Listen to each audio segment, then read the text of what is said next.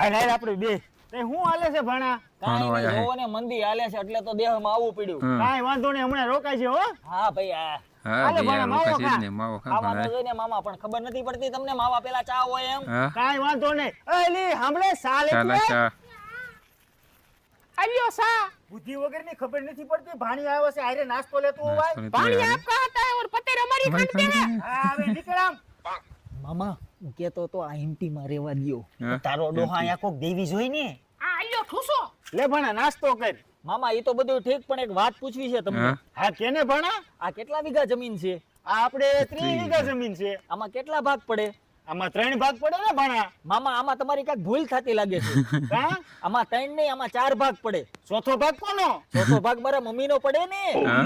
હા આ જોઈશી તારે. આ જોઈશી તારે. મામા હું તો મસ્તી કરતો તો. તો વાંધો નહીં.